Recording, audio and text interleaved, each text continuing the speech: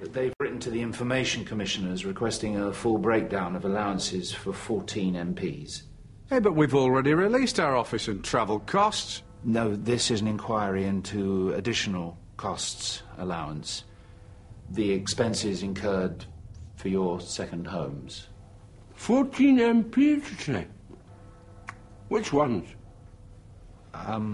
The Prime Minister, the Leader of the Opposition, the Chancellor... No! Hey, I'm on this list. So's the wife. Who is this woman? She's a campaigner.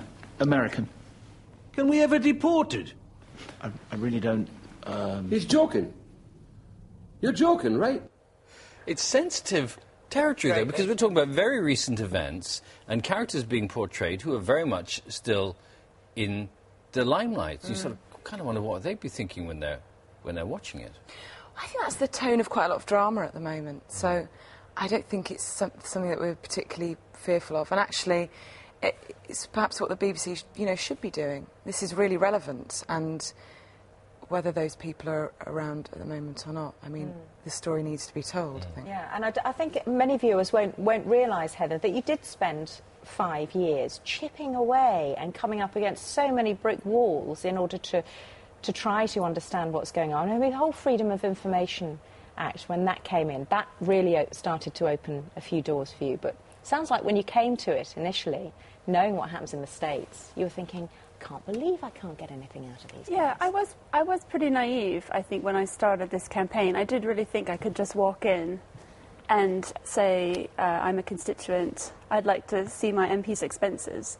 And it was a bit of a shock when they said, well, who are you? And get lost. And then every time I would try and make my request, I'd had to make it more and more formally and then go through a legal process. I was surprised at that.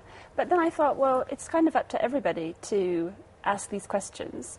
And if nobody cares, that's the point. If nobody cares, then we kind of get a government that we deserve. We have to hold people to account, and it's up to each person to do at least whatever small part they can. And one gets the impression that from the film that but for the help of a QC working on your behalf pro bono, you would never have got that far. Was that really the case?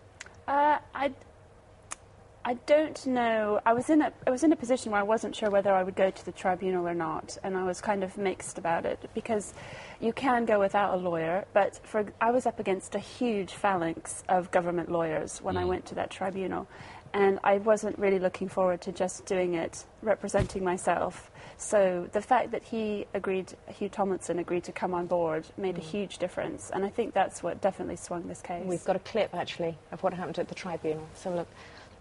To say these figures represent an intrusion is wholly fantastical. Why should the public be denied information about their MPs' behaviour, which could even inform their judgment in voting? This is an issue which goes to the very heart of transparency in public life. And here you are, trying to defend a position where the public has no right to know how much their MPs spend. What can that do for public confidence in members of Parliament? Well, public confidence is not an overriding concern, per se. Really? I believe that MPs should have a certain amount of protection, like everybody else. If they're answering questions about this all the time, they couldn't do their jobs properly. You're seriously suggesting that this sort of disclosure would put people off becoming MPs? Well, yes. Transparency could damage democracy in this context. Interesting thought. And most of that is as it really happened.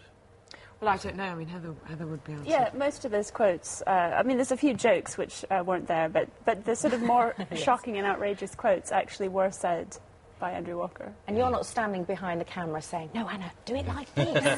Do it like this. No. Because you appear quite different. It's an interpretation, isn't it? You weren't doing an impression of Heather. No.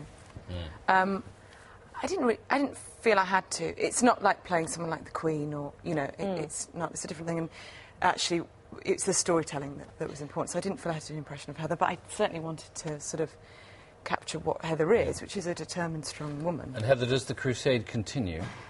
It does, yes. I mean, I think people might think the expenses as a kind of one-off, but I've got a book which comes out in April, The Silent State. The Silent State. And I look at other venerable institutions. So they need to watch out. Oh, Watch Heather's out on, out Heather's there. on the She's way. still coming at you.